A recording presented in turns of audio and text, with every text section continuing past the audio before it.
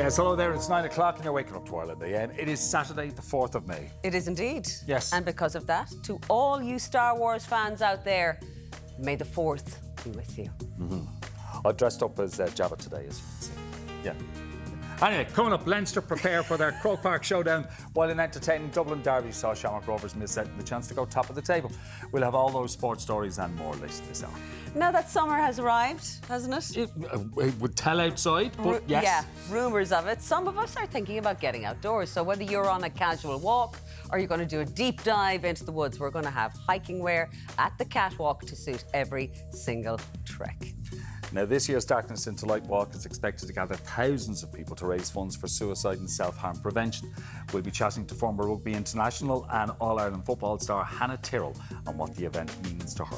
And with a summer full of movie stars having releases like Ryan Gosling, Hugh Jackman and the notorious supervillain Drew, we'll be getting our blockbuster preview a little later. Look forward to that. Absolutely. Plus, he's the son of legendary Dubliner Ronnie Drew. Actor and singer Phelim Drew will be stopping. Such a talented man. Oh, wonderfully. And a great gent. voice. Yes. Great voice. Yes. Plus, we'll be igniting our inner Jedi. It would have to happen, of course, when we learn the art of lightsaber combat. And all that business, yeah. Yes. Sure, you'd have to for the day that's in it, wouldn't you? Absolutely. You need to be chilled to handle Irish weather.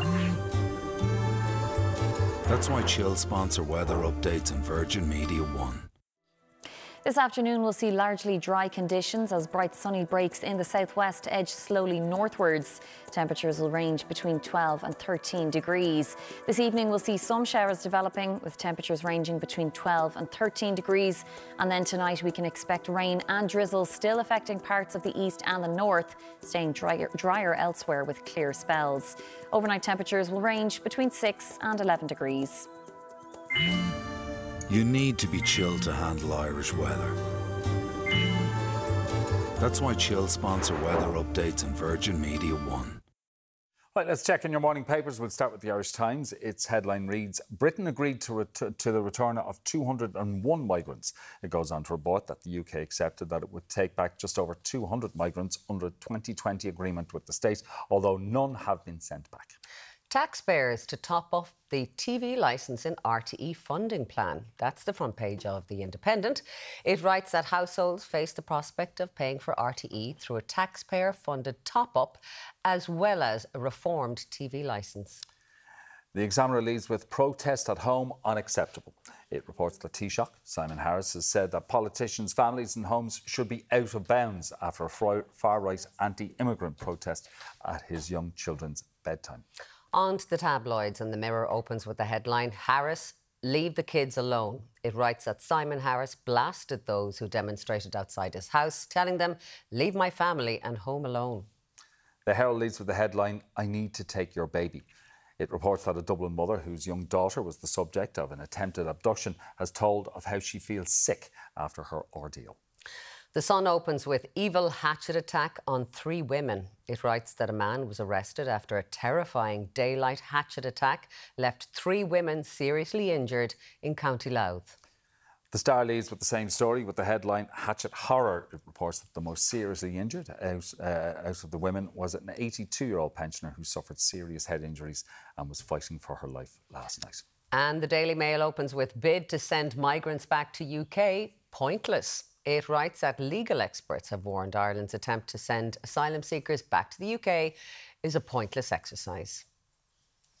As we settle into our bank holiday weekend and we'll start thinking of booking holidays for the summer, many of us still love a staycation, with Irish residents taking 14.3 million domestic overnight trips last year, a new survey has found, with southern regions being the most popular. So this morning, we'd love to know, where are you going for a staycation this year? And if you're not, do you prefer to holiday outside of the country? I wonder why you would, if you would want to do that. Tell us your holiday plans. Do get in touch on 0896 111 111. What about yourself? Do you have anywhere you like to go for a night away? Yeah, there's a number of places, but you know, the further south you go, of course, you're going the sunny southeast and you got the beautiful southwest. And so I can understand why. Yeah, but I wouldn't start from here at all. You'd be starting from the other side of the country. Exactly. Yeah, well, Great country expression, isn't it? Yeah, wouldn't be starting from here at all. Wouldn't be starting from here at all. Yeah, it depends on where your starting point is, where your radius around it then is, isn't it? Yeah, well, but there's so much to see, isn't there? No matter where you go. There really, really is. And now that the roads are so much better, and we, relatively speaking, this is a small country. Yeah. So you can be almost anywhere in 3 hours. Yeah. You know. Yeah. Now, she might have all 4 wheels on the ground to get to Kerry or Donegal in 3 hours. I absolutely will. We had the Road Safety Authority in here yesterday. I was just going to remind you as well. but the East, Midlands and the East came second to the South, and then it was the North and West. The Wild Atlantic Way. The Wild Atlantic Way. I know. Here I am doing my bit for tourism in the West here, but there are some, if you start in Donegal and Slieve League and then beautiful Sligo and Ben Bulben, and then you've got, there's an embarrassment of riches in this country, isn't there? OK. Now, there's still plenty of us getting on aeroplanes to get out of the country. And there is something about, flying off to another country. Absolutely. That makes you go, and really, really relax. But even one night is enough to give you a break, especially when so many people work from home now. Yeah. Just to get out of the house and get away. We did it last week, myself and Leon, and it just gives you such a lift.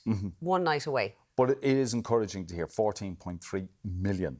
Yeah. It was made. There's a lot more money leaving the country as well as people go sun-seeking. But so many great places to see. But we'd love to know. Yes. Where are you going this year? Are you going to have a staycation? Are you going to holiday here at home? Do you have a secret bolt hole that you just love to go back to? Let us know. Yeah. We're very nosy. Share it with the group. 089 611 111. Treat it like holiday therapy. Up next, there's a bumper weekend of sport to look forward to. We'll have all the top sporting stories in just a few minutes.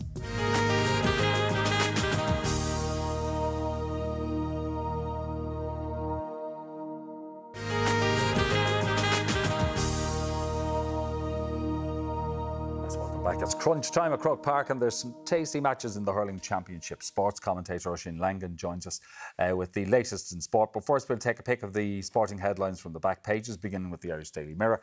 They go with bang out of order. Liverpool boss Jurgen Klopp took a swipe at broadcasters for Liverpool's early kick-off. This is a privilege is the headline on the back of the Irish Daily Mail. It's another historic day at Croke Park as the first game of rugby in 14 years takes place at the home of GAA. Leo Cullen has called on his players to do the occasion justice, and finding the Irish Independent also lead with today's Croke Park showdown. They go with boys in blue ready to blitz Northampton. So we just have to wait and see. And I suppose that's where we'll start, Oisin. It's going to be some game. It's going to be a full house, so we're told. But Northampton have a bit about them. They certainly do. And they've got a little bit of tradition in this competition, not as much as Leinster. They've been very respectful about Croke Park. They've been very eager to learn about Croke Park, which is good to see. They were out pucking around with hurleys and slitters yesterday. Interestingly enough, Leinster went with the footballs and looked decent. Like, sadly, any of these guys could slot into your Junior B team and do a job. I don't think a Junior B could slot into that Leinster team and do a job. But look, I remember being at the last one, Leinster-Munster. Now, as a Munster man, the result didn't go well. Right. And tickets were so hard to get. I remember thinking, I'm so grateful to be here. At halftime, I was like, here, you can have your ticket back, I'm gone. But the great thing about this is it was priced really well, it was very open, and it's an occasion. Now, for Leinster, it's a match. For those players, it's a match they have to win. But it's just great to see these things move around. And I heard a conversation on an English rugby podcast this week about Croke Park and how great they think it is. Because it's one thing us saying, it's great, it's ours, we're going to talk it up, and rightfully so. But they remembered 2007 against England. They remembered Leinster against Munster. And they were kind of saying, hey, could Ireland not play their Six Nations games which isn't a bad idea. Look, there's all sorts of reasons why that it could happen, but possibly won't, and I understand that. But it's going to be a great occasion. And for Leinster, you just hope that they go and win it and get to the final. Because great as it is for them to be playing a home semi-final, Croke Park is not where they normally play. So as a player, I imagine there's a little bit of getting used to your surrounds and minding your surroundings and all that. So it's Cian Healy's the only one who's played there before. Yeah. Which tells you how great a servant he has been to Irish rugby and Leinster rugby. For Northampton, it's the pressure's off them. I don't think there's any such thing as a free shot in the semi-final. But all the pressure is on Leinster. They handled that against La Rochelle. They've handled it all the way so far. And I think because of the evidence that we've seen, they'll handle it again. So it'll be a great occasion. Should be a good game because Northampton play really good, entertaining rugby. They've got and they have a lot of internationals in their team. So yeah, that has a bit of. And like you said, because Croke Park isn't familiar territory for the Leinster players, it does even it up a bit more. There's a couple of boys missing today for Leinster, but it's good to see that one is coming back in and is on the bench. Yeah, and it's a really strong bench when you look at like Kelleher, Healy, Alatoa, Jenkins, Conan, McGrath, Byrne and O'Brien. Jimmy O'Brien, great to see him. Yeah, exactly. Yeah. Fantastic to see him back in. Now, like those are losses, the guys who aren't available. Oh, yeah. But Frawley has stepped up so far this year, and like it was known that he was going to be targeted in certain matches, and he did a good job. So why wouldn't he do that again today? There's no reason why he can't do that. And the great thing with Leinster this week, right? This is a massively important game. But equally important, and this is something we've spoken about before, is the growth of the game. So for me, this week, I was heartened to see the great work that Kevin McCleary is doing as a development officer in Dublin City North, and I think he's working in the North East region as well. So there's this thing which is, the field of play and what's happening there, but there's also this other thing where you're growing the game, which rugby still has to do in Ireland. It has been doing it, particularly in city areas. Well, particularly ever, you know. So that's great to see as well. But look, on the game itself, they're looking strong, they're looking stacked. But look, Northampton are very, very decent. This is not just going to be a coronation. This is going to be a proper match. Well, the old joke is if you're lost in Dublin and you don't know what side of the river you're on, look at the H posts. Yeah. And if there's nets, you're on the north side, and if there's padding, you're on the south. So you'll have a lot of confused people walking around today. Okay. Anyway, we'll move on. It is going to be a great game today. We'll move on to last night's football, and it's almost like Shelbourne are trying to let go of the lead, but it's not happening for them. Noel King has done a fantastic job since going into Dundalk. That's now 4 points out of a possible 6. Yeah. And in fairness to him, he's given credit to Liam Burns and to Brian Gartland, who were taking the team. They were very solid against Shells last night. It's a great result for Dundalk. What it also does is it reels Drogheda in that bit more. So Dundalk are bottom of the table. And Gary Doyle made a great point on the LOI Central podcast this week that Dundalk are the best bottom of the team side he's seen in the League of Ireland. And it makes a lot of sense because they've some very good players. And they've shown in the last couple of weeks that they're quite competitive and have a good chance of getting off the bottom. They play Drogheda on Monday at 1 o'clock in Weavers Park in the Louth Derby. Drogheda lost against St. Pat's last night in Inchicore. I was at the game, and while I felt Pat's probably shaded, Drogheda did have their chances. And that's the thing about Drogheda. If you were to look at their performances and weren't told their results, you'd think they have a lot more points than they actually do. So they'll hope that Karma will give them a bit of a break. They probably deserve one on Monday, but Pat's got the win as well, which is important. They bounced back from their defeat to Shelbourne last week. Very entertaining match, actually. Oh yeah. And Alan Reynolds' first game with Bohemians was against Rovers, and it was a chastening defeat. Yeah. Last night they managed to get a draw from the game. Yeah, and he said himself, when you compare what they did last night to what they did in his first game in charge, they've obviously improved. He talked about Piszczek, the striker, who scored a goal, and he was saying, I didn't realise it, but for the last 4 weeks, he hasn't been able to understand the instructions I've been giving him. I don't think it's the Waterford accent. I've had that issue myself as a Waterford person, but so they've got an interpreter and they're working away with him. And he just talked about what they're doing better, how they're improving, the fight in the team as well. Interestingly enough, up until now, they've only lost or won under Alan, the two extremes. That was their first draw under Alan Reynolds. He's doing a fantastic job. Stephen Bradley, a little bit disappointed after the game. He felt they should have won, but in some ways they kind of did, which sounds like a horrible PR spin, but it's not, because Farouja and Jack Byrne got back on the pitch last night. Okay, so and that is huge for Shamrock Rovers. So it's good to see them back. All right, last night across the pond in the Premier League, Luton got a draw, which a win obviously would have been better for them, but it got them a little bit closer to Nottingham Forest. Forest tonight have to play Manchester City. It's a two-horse race across the pond. The first game of the day. The criminal fixture, as Jurgen Klopp calls it, sees Arsenal taking on Bournemouth. So they could open up a bit of a gap before City play Forest. I can understand his frustration with the early kickoffs, but ultimately what makes footballers millionaires is TV money. And that's why we have early kickoffs. Some of it is down to security, but not all of it. A lot of it is to spread the wealth. And maybe it's something they do need to look at, especially if teams have played in Europe during the week. But I don't think Liverpool played in Europe this week because they're not in Europe this week. Yeah, so, correct. And that's not a dig, it's just a statement of fact. But I like that he's going down swinging about this. He's not letting it go.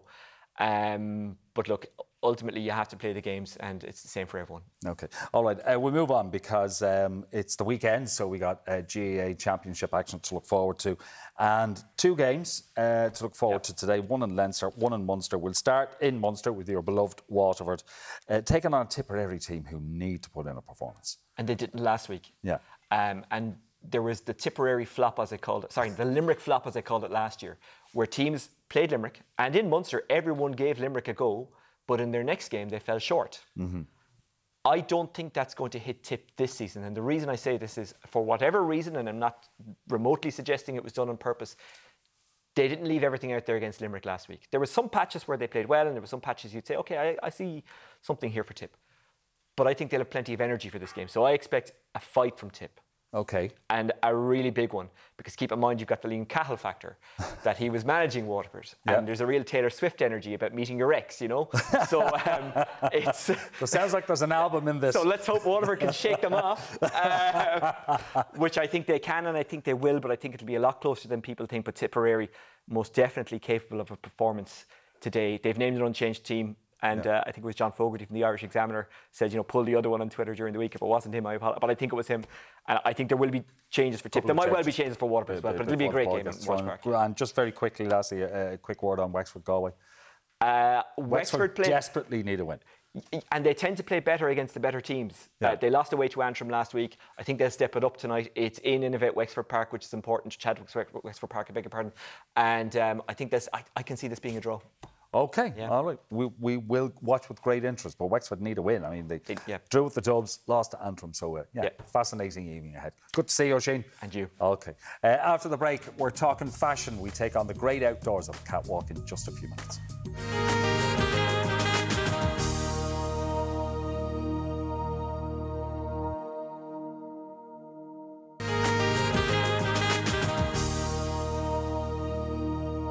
You're very welcome back. Now, there's nothing like seeing a blue sky outside to make us think about getting outdoors.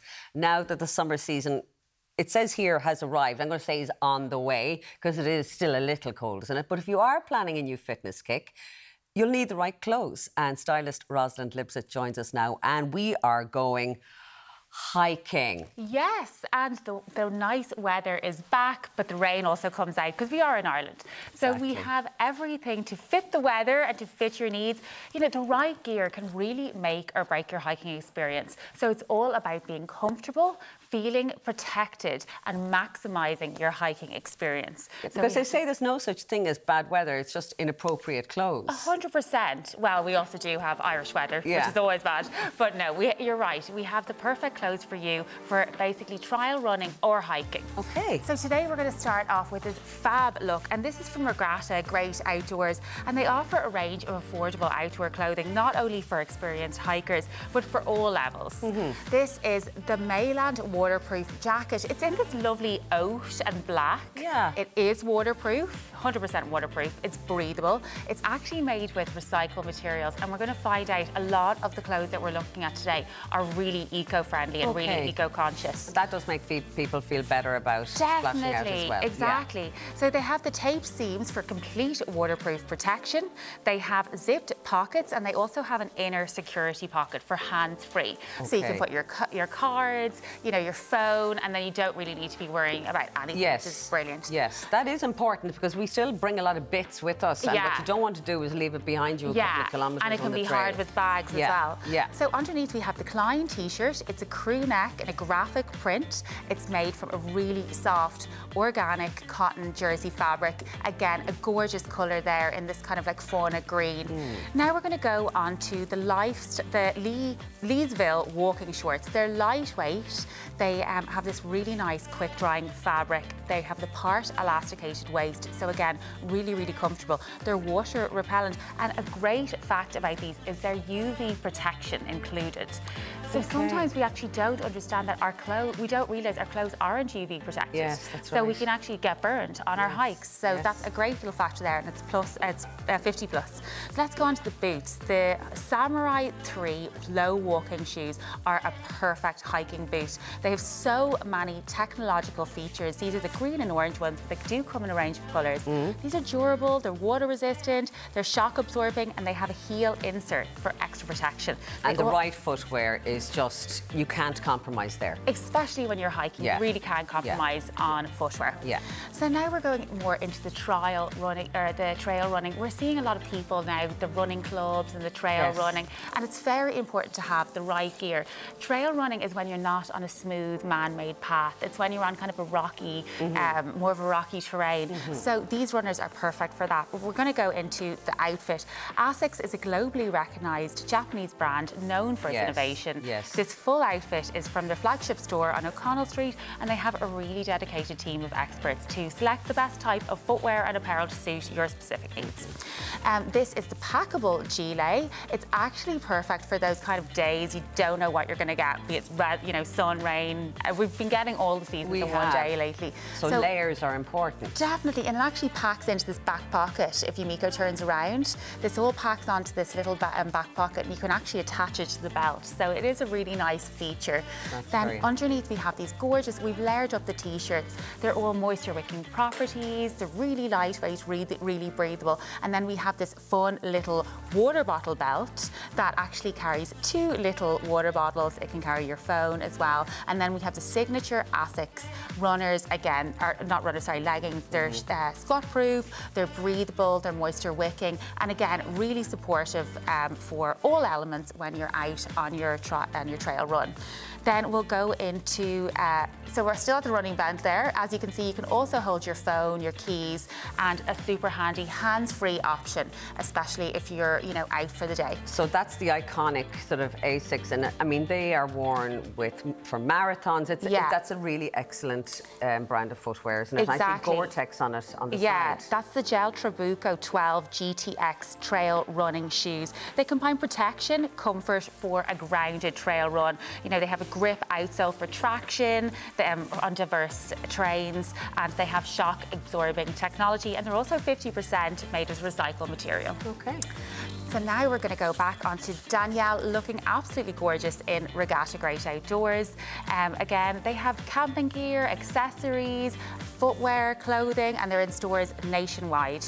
This is the G. Ivana Fletcher waterproof jacket in vanilla. It's waterproof, it's breathable, it's also so gorgeous, and it's so chic. It will be a beautiful summer raincoat because it is lightweight. I love how it's long, so you know you're going to not, you know, you're covering your bum and you're feeling protected. Again, it is that longer length, it's comfortable, chic, and it has an adjustable draw cord waist. Then we're going to go on to the Ashling fleece. This is made with recycled materials. It has a lovely funnel neck.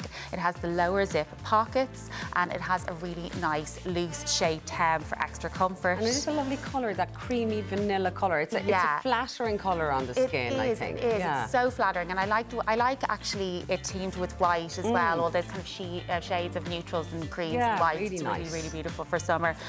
Then underneath we have the Fingal V-neck t-shirt. It's a quick drying, moisture wicking t-shirt. And then we're going to go on to these fun leggings, a popper print. These are the Holine leggings. They have a Gulfstream abstract print. They're actually made from 10 plastic bottles, if you believe it or not. Oh, wow, okay. They have a soft, stretchy fabric, and again, they're UV protected, 50+.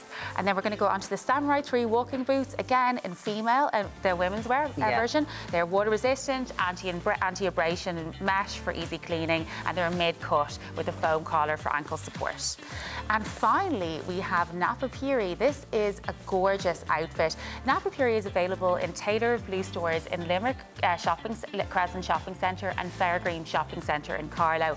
Napa Puri is a premium Italian brand. It's known for its outdoor clothing, accessories, but it also has this urban chic kind of feel to it.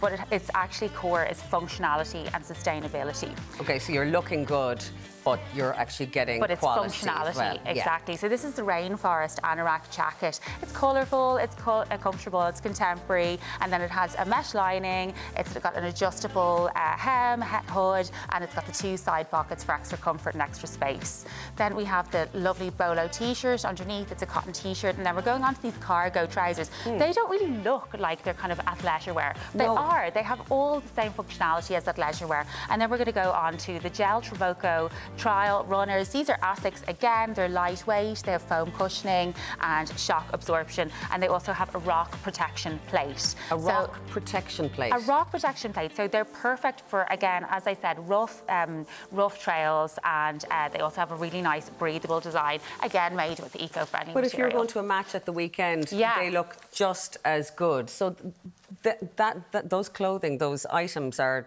they translate. You don't have to be climbing a mountain to wear them. 100%. You definitely, he could be out and about going to the match later. Exactly. Then, you know, climb a mountain. Come on, Leinster. He's wearing blue and everything. Yeah. Ross, thank you so much. Up next, Dublin GAA star Hannah Tyrrell tells us what darkness into light means for her. We're going to be back after a short break.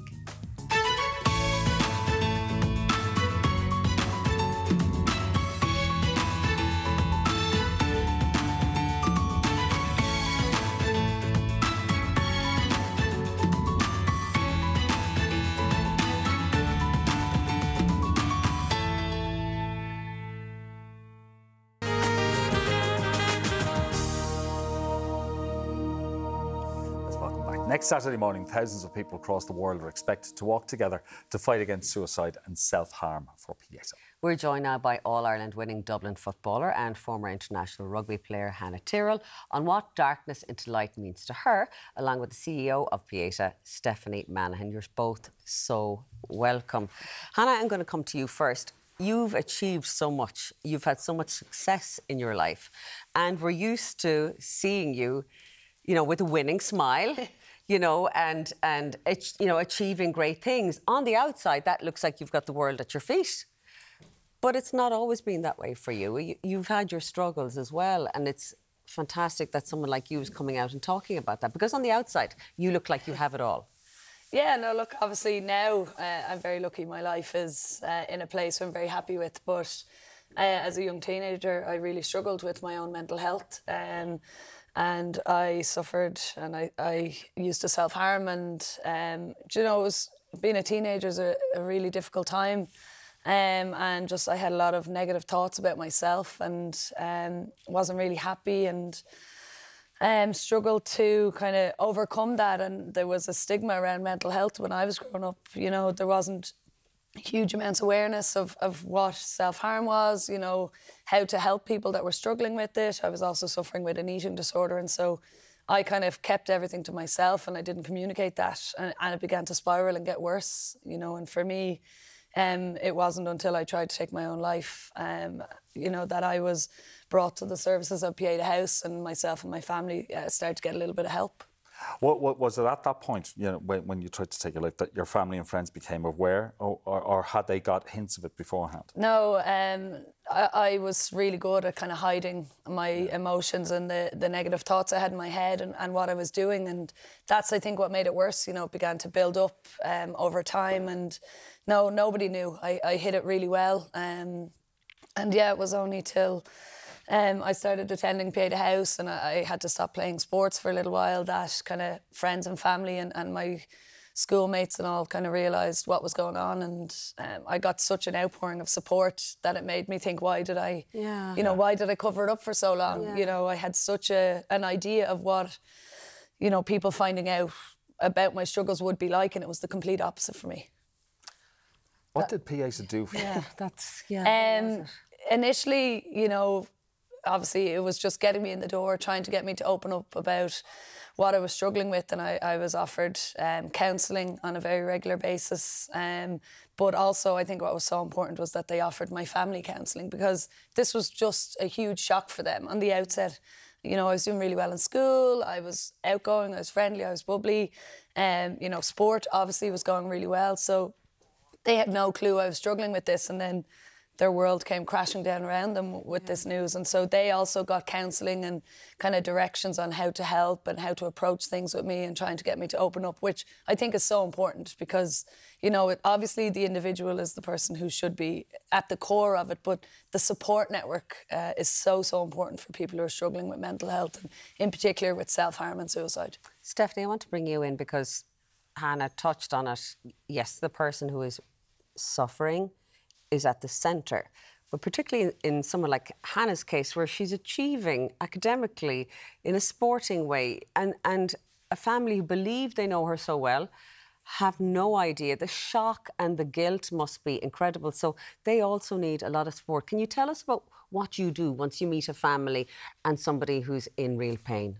Absolutely, and I think it is great to see, you know, Hannah here today and to hear her story, and the I think the impact on, as Hannah said, the whole family, community, friends can be very significant. So it's really important to support everybody in that space and on that journey.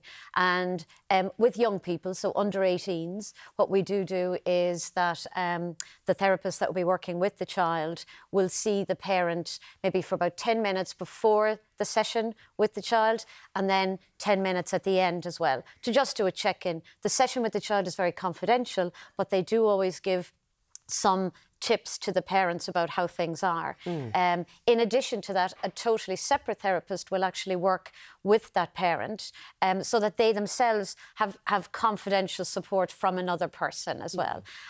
We now as well are running groups. So we run groups now for parents only of children who self-harm. So we're doing a number of groups that we're really engaging people in those psychoeducation and support for parents. And does it make a big difference when people like that who are experiencing something that is unusual can get together and just be with each other and share their experiences? That must feel like a real lightening of a burden when you can do that. I think for the parents and carers, we're seeing a significant impact there. The family needs to know, because things can become quite chaotic, actually, in the family place. So the family really needs to keep it together. The parents need to know, because I think the biggest fear is, am I going to say the right thing? Am I going to say the wrong thing? What is the right thing to do? What is the right thing to say? How do I make sure that I'm spreading myself around appropriately with all the siblings and all the kids? So I think from that perspective, we give them huge assurance and we give them really good tips and support as well. And they give each other amazing support in the groups as well, which is great. You're good now, Hannah, though. Yeah. Things are great now. Yeah, no, look, obviously, thankfully, I managed to, with the help of Pieta, overcome my struggles. And as I said, I've always had a brilliant support network out there. And yeah, I'm fully recovered a long time now. But I think a big part of overcoming that has helped me achieve so much in sport and in my career to date. Okay, you had to step away from sport initially when this came to a head, but sport did continue for you for a time. Was it a major help? Yeah, so when I was struggling initially as a young teenager, I started to give up things that I usually enjoyed. I stopped going out with friends. I stopped, my academics started to slip a little bit. But the one thing I did keep up was sport. And the biggest reason for me was that I was part of a team environment, and I actually felt like I'd be letting them down, and that would be another kind of failure in my head. And so I continued with sport, but it was a huge relief for me to go out and go training and enjoy things and actually forget about all the negativity that I'd been going through. And just for an hour of that day, I could go off and enjoy something that I loved doing, and I wasn't doing it to lose weight for any kind of negative reasons, and it was a huge positive. But particularly when I was struggling and I did have to physically give up sport, it was the friends I'd made through sport and the connections I'd made that were coming to visit me when I was in hospital for a period of time, who were there for me in my darkest days. And it was through sport I met my wife, who was the biggest crutch for me going through recovery. And, I have so much to be grateful for with sport, both on and off the pitch. And now you got a little bundle. And now you got a little bungling as well. Yeah. And there, look at those cheeks. Yeah. That's Aoife, my wife. Sorka gave birth to Aoife last June, so she's 10 months old, but running the house, I'm sure. Yeah, since the day she was born. You know what I'm saying? Starting young. Stephanie, you're both wearing the T-shirts, and Darkness into Light is something that most people will feel that they're familiar with. But can you just bring us back to the centre of it? What is it and what do you do? So darkness into light. Well, first of all, at Pieta, of course, we exist to reduce suicide and self-harm and to support people suffering with suicide and self-harm or bereavement from suicide and self-harm. So that's what we do at Pieta. Everything we do is free and we're available 24/7, 365 days a year. So it's really, really important. Darkness into Light is an incredible event. It is a movement in and itself. It is an opportunity for people to meet in community and in together and support everybody. And actually I was talking to a woman last week who had lost her brother to suicide, and she does Darkness into Light every year, and she said it is a hopeful walk. It is a happy walk. Yes, it is. There's a really sense of inspiration and hope that comes with that walk. So it's really, really fantastic to see so many people. I think 100,000 people across 4 continents actually get up to walk next week for the most important sunrise of the year. So for us, it's a really important to not just raise awareness about suicide and self-harm, but to raise vital funds so that we can continue to provide free services. And save lives. Yep. Yeah. Absolutely. Save lives and make a difference. Hello, here we are. Here we are. Stephanie and Hannah, thank you so much for coming in and talking to us. What a fantastic story. Thank you. A reminder, if you'd like to donate or take part in the Darkness into Light Sunrise Walk, head over to darknessintolight.ie for more details. You won't regret it. And if you've been affected by any of the issues discussed today, you can find contact helplines at virginmediatelevision.ie/helplines. Loads more to come on Ireland AM. We'll take a quick break and we'll see you back here in just a few minutes.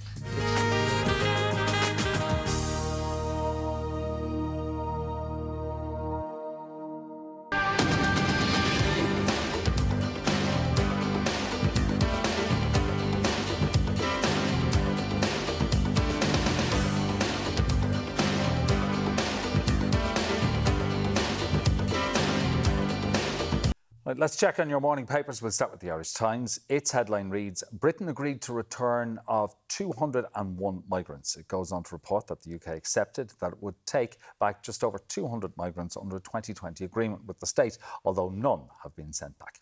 Taxpayers to top up the TV licence in RTE funding plan. That's the front page of the Irish Independent. It writes that households face the prospect of paying for RTE through a taxpayer-funded top-up as well as a reformed TV licence. The Examiner leads with protest at home unacceptable. It reports that Taoiseach Simon Harris has said politicians, families and homes should be out of bounds after a far-right anti-immigrant protest at his young children's home during bedtime. On to the tabloids, and the Mirror opens with the headline, Harris, leave the kids alone. It writes that Simon Harris blasted those who demonstrated outside his house, telling them, leave my family and home alone. The Herald leads with the headline, I need to take your baby. It reports that a Dublin mother whose young daughter was the subject of an attempted abduction has told of how she feels sick after her ordeal. The Sun opens with evil hatchet attack on 3 women. It writes that a man was arrested after a terrifying daylight hatchet attack left 3 women seriously injured in County Louth. The Star leads with the same story with the headline Hatchet Horror. It reports that the most seriously injured out of the women was an 82-year-old pensioner who suffered serious head injuries and was fighting for her life last night.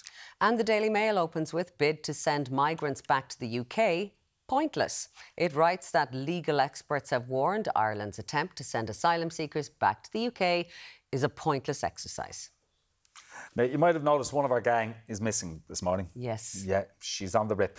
That's because our very own Shiva has gone on her hen party this weekend. Yes, indeed. The lovely Shiva has headed off with her pals to enjoy some R&R ahead of her big day. Nach will she go hauling. So that's her heading off? Yeah, that's her. And she has a little veil on. That's her at her hen. Yeah.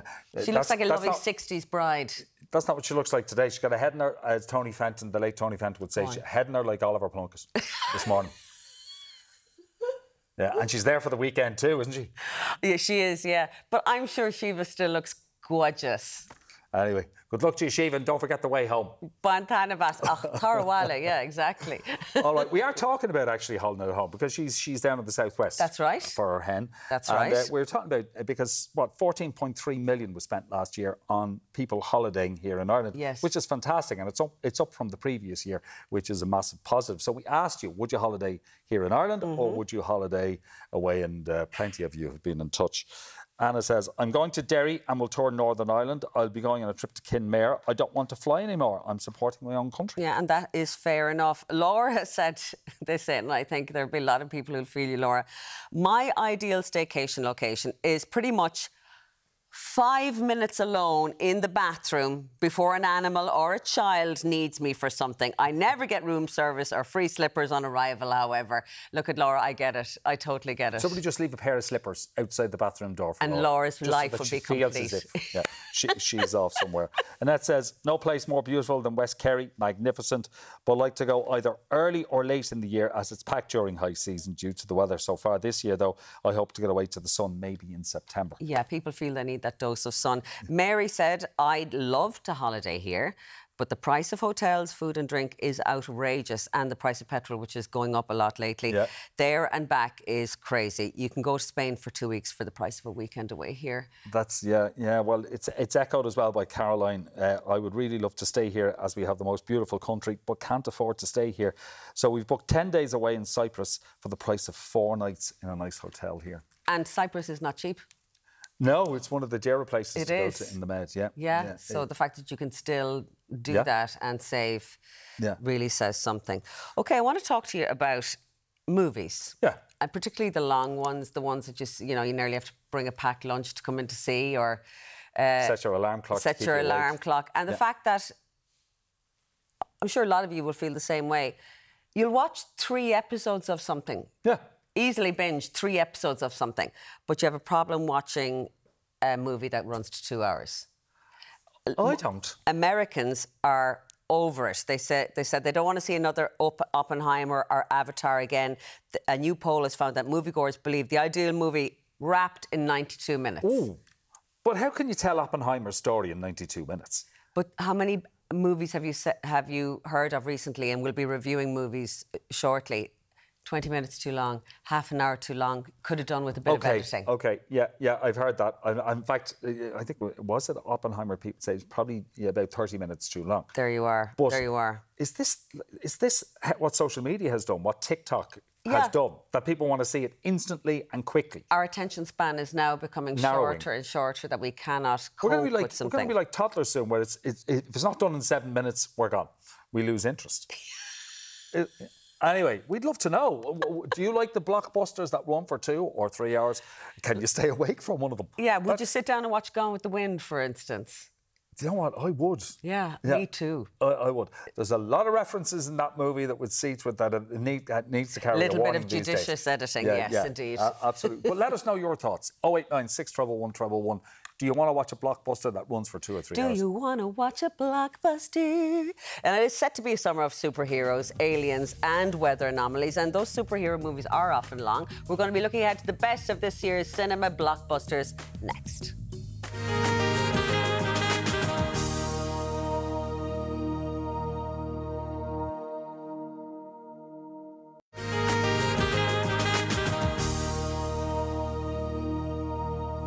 Welcome back. Between the actor and writer strikes last year, it's been unclear just how many big blockbusters will actually be coming out this summer.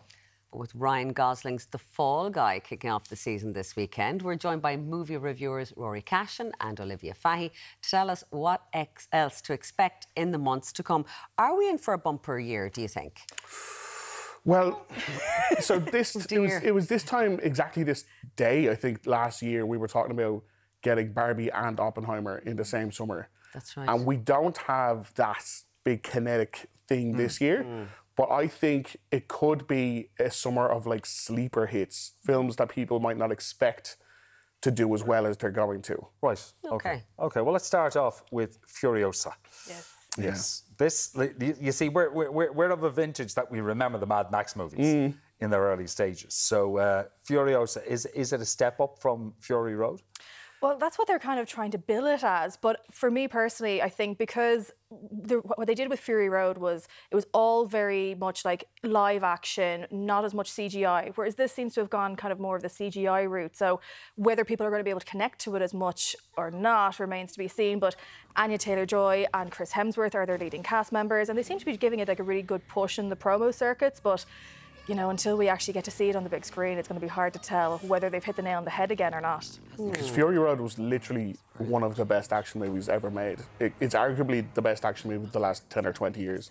So to follow that up with this, I'm very excited to see if even if it's half as good, it's still going to be pretty great. So you've only seen clips so far yourselves? Yeah. Can you tell that it's CGI? Like, is it shouting at you, or does it look well? The trailer stuff looks more CGI to me, but maybe they're hiding all the great practical stunts for the actual movie. Which is what, you know, you'd expect George Miller to do as well. So he wants to probably try and keep everything for, you know, when people are experiencing it as the whole. The main character has changed as well, so yeah. So the Anya Taylor-Joy is playing a younger version of Charlize Theron's character from Fury Road. Okay. So I'd be curious even if we get Charlize to come back to as like a top and tail kind of storyteller. We'll wait and see. We could be surprised. Good. Okay, Pixar. It's hit and miss when it comes to their sequels, and we're getting Inside Out 2. Anxiety has been introduced, apparently. And I have anxiety for this film, I'm not going to lie, because Inside Out was such a cultural phenomenon. Like, this is a film that is used with, like, therapists use it to help children deal with their emotions now. So it has so much pressure on its shoulders because it has that to live up to. So, you know, I'm very excited to see Mia Hawke as Anxiety, and I think in the trailer when they showed it, it's like, oh, I've come along with all this baggage. I was like, relatable, yes. So I'm looking forward to it, but I'm very, very nervous for it as well because it just has so much to live up to. Like, I think compared to any of the other films, because they're all actually like sequels and franchise additions this blockbuster season. So they all have something else to live up to, but this one I think has the most pressure on its shoulders. Okay, yeah, because it needs to do good, really, doesn't it? Yeah. So we're going to move on to the next one, The Quiet Place. So the first one was a big surprise, a huge hit. Yep. The second one did very, very well. Cillian Murphy, second one, yeah. And now we're looking at episode 3. I mean... Day one. Day one. It's gone back to the beginning. So it's gone back to where it all began, how the creatures from The Quiet Place, where they came from, and how the world reacted to their initial kind of attack on our planet. The genius thing about The Quiet Place movies is that it forces the audience into complete silence alongside everyone on the screen. I remember I talked to John Krasinski and told him I've never seen so many full things of popcorn on the way out because no one was eating watching the film. They were afraid of making any noise. So it'll be very interesting to see what they do with this, because this is the first one that Krasinski's not directly involved in. It has a fantastic director behind the scenes on it, and it has a great cast, and the premise is great. We just have to see if it's scary or not. Yeah. Emily Blunt's not there either, so no. It'll be fascinating, all right. But the fans of the first two movies will want to see. Yeah. Oh yeah, absolutely. Like I'll be there day one anyway. Origin. Yeah. But I'll be curious to see if they can pull off the same trick a third time. Yes. Yeah. I'd say they're also banking on Stranger Things fans tuning in for Joseph Quinn, because he was one of the breakout stars of season 4, and now he's going to be in the Fantastic Four. So Smart casting. Yes. Yeah, absolutely. Very smart. Despicable Me is back again. I just love the Minions, and I loved the Minions movies. Me too. I'm Team King Bob, I have to say. But yeah, with the fourth one, you're kind of like, how much more is there left to tell? Yes. But this time, you know, Gru has a son who is like not a fan of his, and I have to say, I do love that clip when they show like, oh, he's like happy and loving with the mother, and then he looks at me like, no, like, not happy at all. It's a children's film. The kids are going to love it. The Minions are back up to their usual hijinks. Honest to God, I've no idea what it's going to be about, but I'll still be there front row and centre, being like, I'm enjoying it. I think Will Ferrell's character escapes from prison, and that's where the trouble begins. Yeah. So we are looking forward to that. Are you a fan, Rory? I can understand why people like them, but I think this is now the 6th Minions movie. It's a lot. Between the Despicable Me movies and the Minions' own spin-off movies. It's only so many Minions and people not quite speaking a language I understand that I can appreciate. But like, listen, if it makes the kids happy, if it keeps the families in the cinemas, that's great. That is what it's all about. Yeah, 90 minutes of peace, relative, yes. Okay, yes. so Get on that board. lady can have her 5 minutes in the bath without being disturbed. Exactly. Come off to watch a Minions movie. Anyway, in the mid-90s, we got the movie Twister. Yeah. And now we've got Twisters. Yes. I just thought it was an ice cream. No. You're making me hungry for one of them now. Was this the sequel that people were looking for? Or what's that saying? They're giving us something we didn't even know we needed? So. I have thoughts on this. Do you remember Top Gun Maverick? Yeah. Yes. Kind of like a sequel, a long-delayed sequel to an original movie, which I'm so sorry, isn't all that good. Not really. Okay. And ended up being a fantastic blockbuster and being secretly the biggest movie of the year. Yeah. I could see Twisters being the exact same thing. Really? The original, I'm so sorry, it's not that good. It's a bit silly. It's a good, bad movie. Yes, it's entertaining, but it's not quality. We've got 2 tornadoes. We've multiple sets of tornadoes. Loads of them. Okay. A really good director, fantastic cast, strong Irish connection, nostalgia, because 1996, I think, the original one came out. Yeah. It actually has a cast member from Top Gun Maverick. Yes, I was just going to say, what's his name? Glenn Powell. Yeah. So I could see this secretly being the biggest film of the year, because people will just go because they remember the first one. Yeah. And if it's good on top of that, all the better. Well, our producer Kat has said she loved the first movie, so she. So sorry, Kat. Yeah. You may not be asked back. This one I'm really looking forward to myself. Deadpool and Wolverine. Will it be any good? I mean, I think Ryan Reynolds is one of the funniest guys around, genuinely. Yeah. I really am. I'm so excited for this one. This is the film that I've been buzzing for like 2 years, ever since it was announced and ever since we had that clip of Ryan announcing that Hugh Jackman was coming back as Wolverine. Yes. I'm already actually shaking. The adrenaline is searing through my bones. Like, the most recent trailer that dropped, we got a better look at what we're probably going to see in the film and how the storyline's going to play out. Emma Corrin is playing Cassandra Nova, who, if people aren't familiar with, she is actually the twin of Charles Xavier from the X-Men. Oh. And so she has similar sort of powers as he does. So it's going to be really interesting to see how that plays into the storyline as well. And, you know, what did Logan do to destroy his world? I'm just dying for it. I can't wait. I'm so excited. We can see.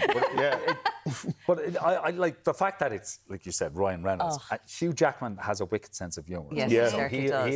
he will, like, I'm sure when it was first pitched to him, he thought, where do I sign? Exactly, but it was interesting that Kevin Feige apparently said to him, don't do it. Like, you had such a perfect ending as Logan, like, don't risk it. But I suppose with the way that they've always said, it's like, this is not going to impact what happens in Logan. This is going to be something totally different. Okay. And I think the fact that the team and, like, Sean Levy, who's the director, I think the fact that they're all going to have that kind of respect for what has happened in Logan should hopefully play out in their favour during the film. We're going to have to pick between these two because we don't have time to talk about the two. Which one do you want to talk about? Alien. That's what I was going to get. Well, I'm excited for Deadpool. Rory, go. My favourite movie of all time is Aliens. So any sequel, That was the sequel. Yeah. Anything that's part of that universe, You're in. There's no words for my level of excitement. The He's first gonna be buzzing teaser, like I was. the teaser trailer is insane. Properly scary stuff. Has a really good director, Fede Alvarez, who did Don't Breathe. Don't know if you've ever seen that, but it's fantastic. And he did the Evil Dead remake, also very scary. Apparently, some of the footage was shown at a cinema conference a few weeks back, and everyone who went to see it was like, it is terrifying. And that's all you need. You just need a haunted house in space with monsters in it. That's it, I'm there. I'm done. Will people eat their popcorn?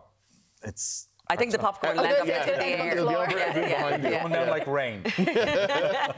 Anyway, there's lots for us to look forward to over the summer, and thanks for going through so many of them. Today. Thank you. After the break, we're going nuts in the kitchen with some peanut butter cake. I've never had that before. We'll see you in a few minutes.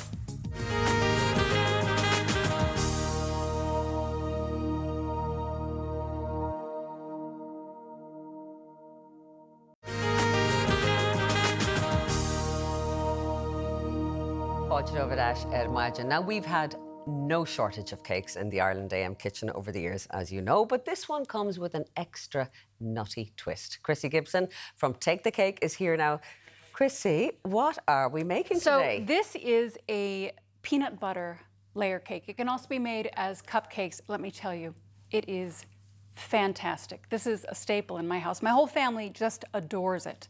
So I'm really excited to share it with you today. I know that peanut butter isn't such a huge thing here as it is where I grew up. Well, I mean, I love peanut butter and it's very good for you. Yeah, full of protein. But it's a very American thing. It is, You isn't think it? of Hershey's Yeah. and the peanut butter cups. And you can't beat a peanut butter cup. Yeah. But this is really a beautiful cake. So I'm going to get started because we've got a lot to do now. Sure. I've gotten a head start. I don't know if you can see this in here. I've mixed together how much sugar is it? 250 grams of sugar plus 80 grams of butter. I used salted butter because we're not adding any salt to the batter. Okay.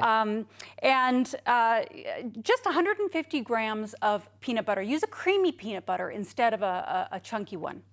So a smooth one rather than... Smooth one. Okay. Yeah. Okay. And then we're going to use 10 mils of pure vanilla extract. You'll know you have a nice one if it's thin and dark. And we're going to mix these up until they're fluffy. Can I ask you a question? What's the difference between vanilla extract and vanilla essence? So vanilla essence is a thing here, isn't it? I didn't grow up with that. It's thicker and it's sweet. So you don't have, it's not a pure vanilla extract, okay? So it's not going to do as much for your baking as a pure vanilla extract will. So try to get a good one. Go for extract, not essence. Yeah, you don't want to scrimp on the vanilla extract, okay? Okay. I'm also going to use some buttermilk, 225 mils of buttermilk, okay? Now, I'm gonna start this on low so that it doesn't go everywhere. Now, we've already blended our first few ingredients together. I've got the full recipe on your website with all the measurements.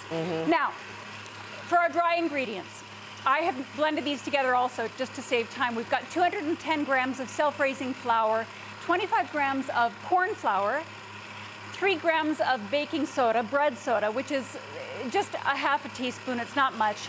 But then we're also using 10 grams of baking powder, which is about 2 teaspoons. So you've got self-raising flour plus baking powder? Yeah, we're giving it a little boost. Okay. Okay, and you'll see when you taste the cake, it is a light cake, a fluffy cake. This isn't a dense one. Okay. Okay, so we're gonna mix these on low now because we've got our flour in there, and if we were to mix this too much, too fast, or for too long, it would overactivate the gluten and it would mess up the texture of our cake. So we're gonna blend it just till it's done. And you've got a preheated oven on 160, okay? And we're gonna bake this for about 35 minutes. Now, like I said, this will give you cupcakes or a layer cake. I love having a layer cake in the house. Well, it looks so good, doesn't it? It just really does, yeah, doesn't it? yeah. But this will give you about 2 dozen cupcakes. Or if you use a 9-inch cake pan or even a 10-inch, it'll give you 2 layers. If you use an 8-inch pan like I did here, it'll give you 2 layers plus a few cupcakes. Okay. All right? So I forgot to mention, I also put in 80 mils of oil. I can't remember if I mentioned that. No, I don't think you did. But as you said, all of the recipe details are on the website. All the ingredients are on the website. Yeah. So we're going to divide these into our cake pans and bake for 30 to 35 minutes, okay? On 160. On 160. So it's quick and low. Yeah, no problem at all. It's easy peasy. Yeah. And then after about 30 minutes, just check it. And it should be a nice golden brown on top, and the middle will start to crack a bit, and then you'll know it's ready, okay? Now, while that's baking, you can make your frosting. Now, you'll taste it. The frosting is so good. I would wear it if I could. if it was socially acceptable. To wear frosting. So what I've done for the frosting, I've started with 340 grams of salted butter again, but then I've also added just a 1/4 teaspoon of salt. Okay. You don't want to skip the salt, and you'll taste why. Yeah, I agree with you on peanut butter as well. Like, you want the sweet and the salt. They need to be together. There is something to having something savory in your dessert, isn't there? Yes. So I've also used 400 grams of icing sugar. And in the frosting, we're using a bit more peanut butter than we did for the layer cake. We're using 250 grams of peanut butter. And again, I'm going for a creamy peanut butter. Good one, yeah. So to this, we're going to add our vanilla extract again, 10 mils. I never like to scrimp on the vanilla. And then we're going to finish it off with a bit of cream. Now, if you don't want to use a full-fat cream, which I always love using cream. There's no point. You could always use milk, full-fat milk, okay? So I'm going to start this on low. But that's cream you've used there. Yes. You're not gonna. Yeah, I don't mess around. No. So once you've got your frosting mixed and your cake is out and baked, just make sure you've cooled your cake completely before you frost it, okay? Because it'll make it runny and it'll run off. Yeah, you don't want to melt your frosting. Okay. This is mostly butter after all. Yes. Your frosting will melt on your cake. So we're going to make this nice and fluffy and smooth. Isn't that a beautiful frosting? It looks gorgeous. Oh, it is. Genuinely does. And it tastes even better than it looks. So now, if you're doing the layer cake instead of the cupcakes, and just make sure it's cooled before you start. You can use piping bags like I'm using today, or you can use a spoon and dollop it on top of your cake, and give yourself a nice, you know, a healthy layer of frosting on the inside. That's where most of your frosting will be. And then when you're frosting the outside, you can use a knife to smooth it out, and that'll do the trick. If you're doing cupcakes, you'll just frost each of those individually. Now here's my other layer. And you know, you can taste that anytime you want. You're going to want as much time with it as you can get. Okay, I am. I'm actually going to dive in. It really does. It looks like a beautiful cake. It's giving me the look of it almost like coffee cake, that kind of brownie look. Yes. But the taste is undoubtedly peanut butter. Oh, it is. How do you like it? I really like it. Isn't that gorgeous? It really is, Chrissy. But like, you are incredible with cakes. You really are. But I love the texture of this one. It's so moist and it's so fluffy, and the flavor. But I am a fan of peanut butter. I mean, I grew up on it, so I do love peanut butter. But this is. Oh, there he is. There he is. You're so good to join us. Coming. Oh, look at this. It's genuinely beautiful. It looks amazing. And the frosting. It's you know what? It's a great cake, and it's got a great texture.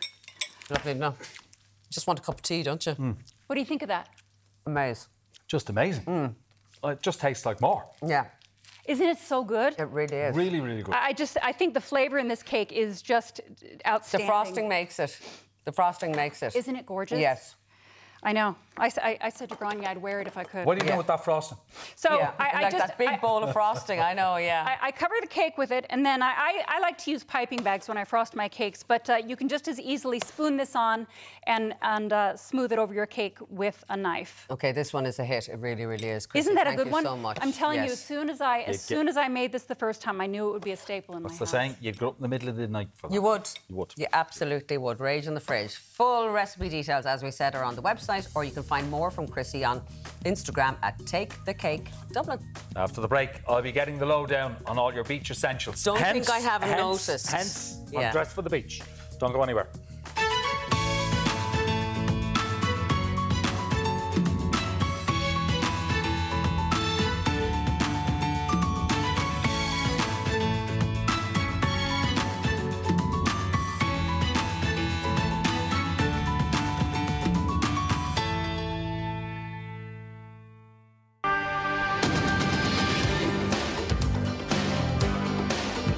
As if we should be in slow-mo.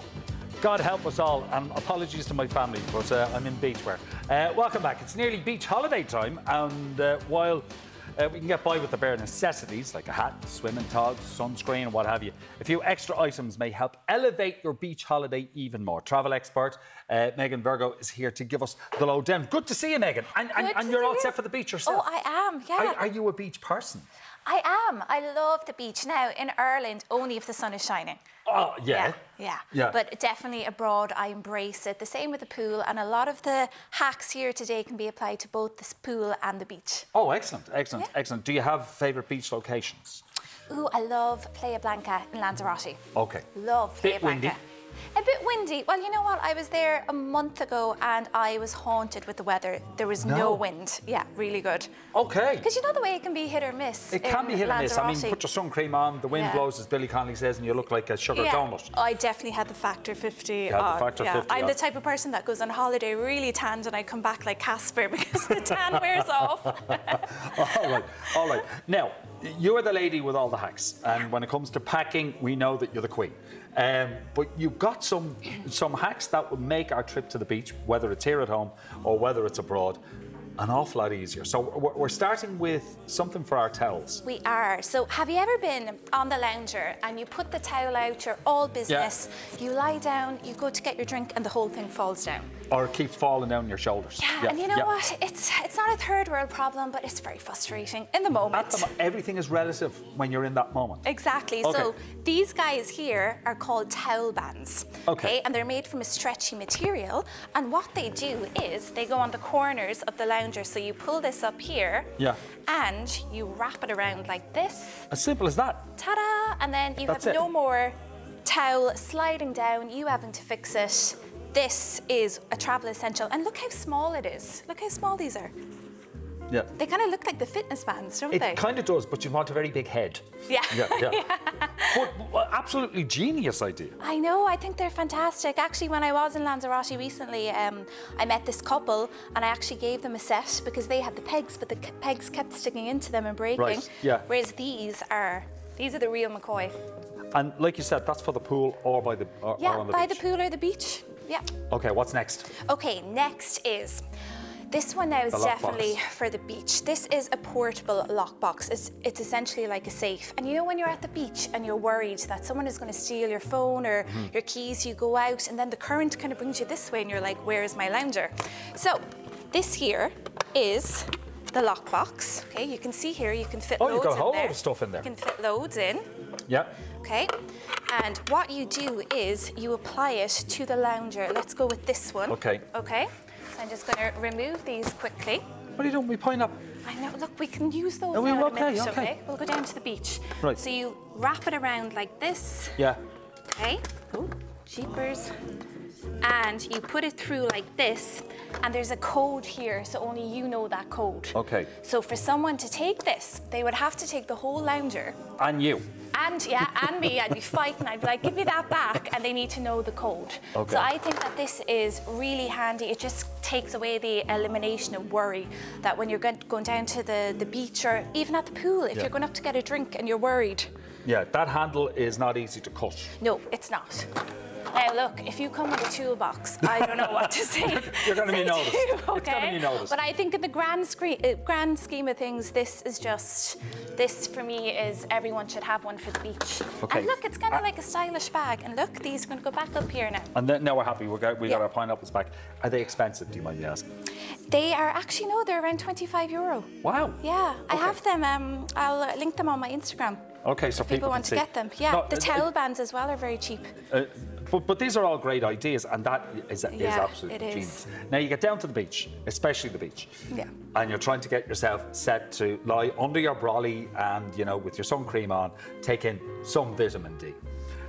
And then you're trying to find places to put your shirt, your hat, your necessary bits, even your bag. And if it goes in the sand's everywhere then, and you're emptying out sand for the next 2 weeks. You've got the answer. I do. This is called an umbrella hook. Okay. So what you do is you just slide it into the umbrella here. So it goes up like this, and to prevent sand from getting into your bag or your hat or anything like that, or your sarong, you just hang the sarong up here, the hat here. Sure, if you had a pair of glasses, you can put the bag up there as well. It's multifunctional and it just keeps everything organised and it stops them from getting dirty, wet or sand being placed on the items. And that can go as high as you want it to go? Yeah, it can, it can go up higher. I just don't want to knock this over, so I think look, you can see here, it's great. No, it certainly works. I know, like I was on a beach last year on holiday, and they had, well, not so much the hooks, just nails. Yeah. Simply into a well, piece you can get one as well that wraps around, and I had one of those, but my dog ran away with it. It's gone on holiday. Yeah, it's gone on holiday. Oh, okay. Talk to us about microfiber towels, because this is different to the towel that you've secured on your bed. This is a cotton towel. Yeah. Yeah, so a microfiber towel. Look how small this is.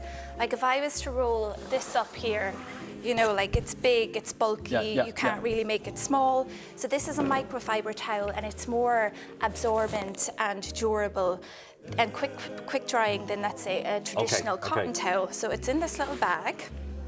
And look at this, look how big it goes. Oh, wow. I know. And it's a lot nicer than the cotton towel. But also, this is multifunctional in that it dries you way quicker than, let's say, a cotton towel would. And remember, we were actually talking about the sand earlier and how you're really frustrated. By the time you get from the sea back to your bed, you've got sand socks. Yeah, and then you go onto the lounger, there's sand everywhere, and that's not what we want. So this is really good for getting sand off the legs, off the body, just drying quicker. It can hold like 7 times more weight and water than, let's say, a cotton towel. And as we've seen, it can fit very snugly into that bag and takes up no space. Look how compact that is. Okay. Lounger cup holders. Yes, this is my favourite because I don't know about you, but I love a drink when I'm at the beach. And this guy here, you know the way sometimes you don't have a table at the beach, you know, you're one of those unlucky ones. So what this does is you just clamp it, let's say at the side here, to move this now again. And these are all affordable. They are, yeah. Look at that. And you just put your drink in there. That cost me around €6. Wow. €6, yeah. Okay. And lastly, solar power charger. This is ideal. So this here, initially when I first got this like a year ago, 2 years ago, it looked like, I was like, did I order an iPad? Yeah. I know, I was like, it looks like an iPad. You can get smaller ones. If you get smaller ones, they're going to take ages to charge your phone. So the purpose of this is to charge your phone at the beach without electricity. So you put it in front of the sun, okay? Let the sun get at it to heat it up. Yeah, you let the sun go at it, and what that does is it takes the solar energy from the sun, it charges the internal battery, which is here. So I put this, all I have to do is bring my USB lead, I pop it in here, and ta-da! And then I just put my phone into it, and it charges it. And you can get multifunctional ones that will charge several items. Yeah, so you can get another one, like this is one of the older ones, but you can get a newer one.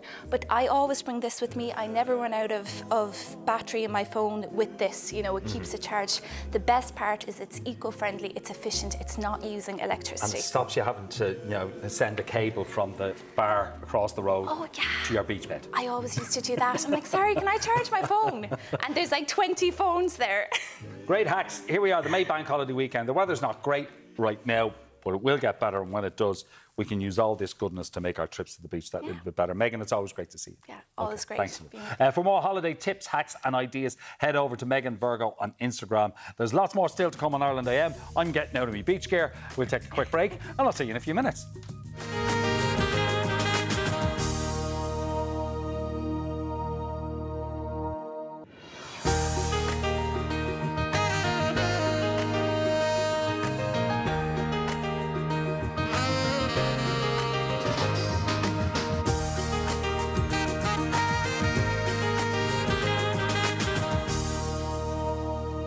We'll take a last look at your morning papers, starting with the Irish Times. Its headline reads, Britain agreed to return of 201 migrants. It goes on to report that the UK accepted that it would take back just over 200 migrants under a 2020 agreement with the state, although none have been sent back.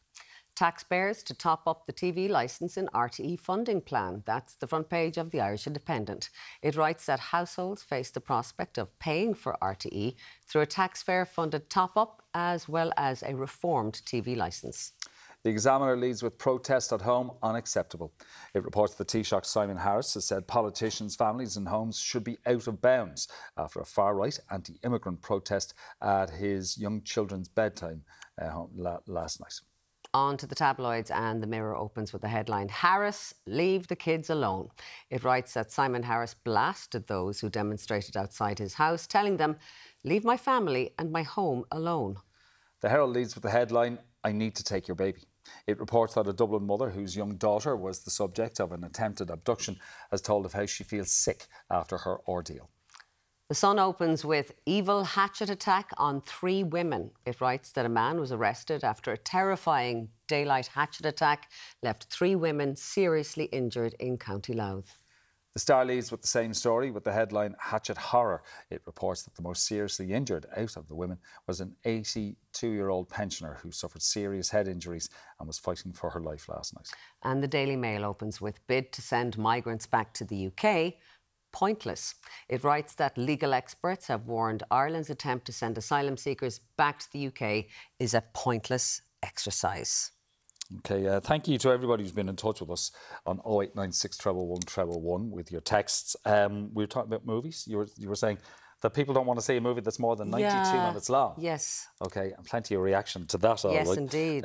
Noel says, today's generations have the attention span of 6-month-old toddlers. We were kind of saying that, yeah. You only have to look at the mobile phones on and being used when you're at the cinema to know this. It's the main reason why I no longer go to the cinema. That is very rude, because it's the first thing you're told to turn off your phone. Turn off your phone. Yeah.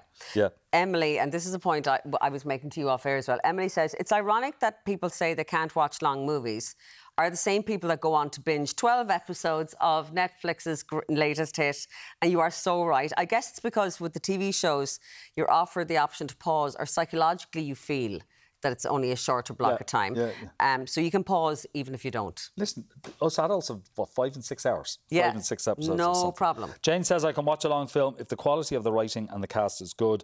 I'd have watched Oppenheimer if it was 2 more hours, but maybe it's because I love Cillian Murphy. Yes, Jane. Agreed. Okay. Staycations. Yes. We're talking about these compared to holidays away. Yeah. And a lot of the same things being said. Our holiday hopefully will be in Paphos in Cyprus with plenty of sun, sea and sand, said Sharon. And Helen said Ireland now overpriced for staycation, prefer to save and go abroad for a week. Yeah, and Ian said the family love the sun holidays. Last year we went to Duncannon in Wexford in July and the weather was brutal. We even had to light the stove. Oh. Yeah. Okay. No, we get it. We understand. We absolutely understand. A survey's been carried out, right? And it says that 1 in 5 of us will start planning our next holiday while we're still on the current one. Have you ever done that? I've dreamt about it, but I've never planned. You know, when you're going, this is the life. You know, when you're like, we need to do this more often. Why don't we do this more often kind of thing. I start to think about it, but do I actually plan it? Do you pick up your phone and start booking? No. Not even researching, nothing like that. No, well, apparently, out of a survey of 2,000 adults who travel, 27% say that the feeling sets in within a week of their holiday. They've 2 weeks to look forward to. By the end of week 1, they're always saying, "Will we come back here, love? If I just hit this now, we're booked in. Same 2 weeks next year." Can we get the same beds? Yeah. Everything. Because people like that, don't they? That familiarity, come back to the same place, you know what you're getting. Alan Hughes was like that. I spoke to him a couple of weeks ago. We're going here in February, then at the end of March I'm going there. And they're the holidays I've planned. Right.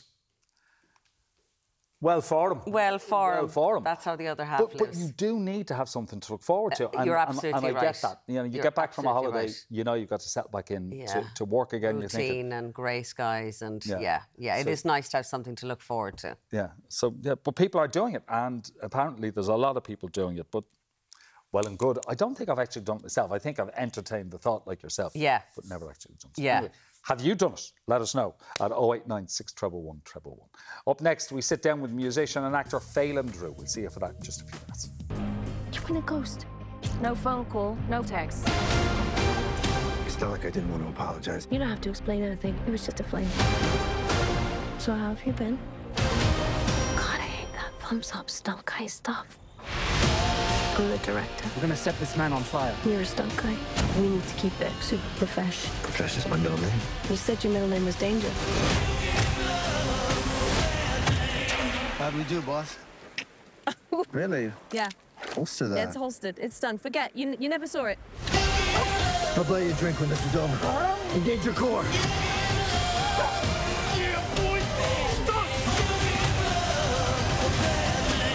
Let's do it later. Want to go to a beach somewhere? Drink a spicy margarita. Make some bad decisions. Yes.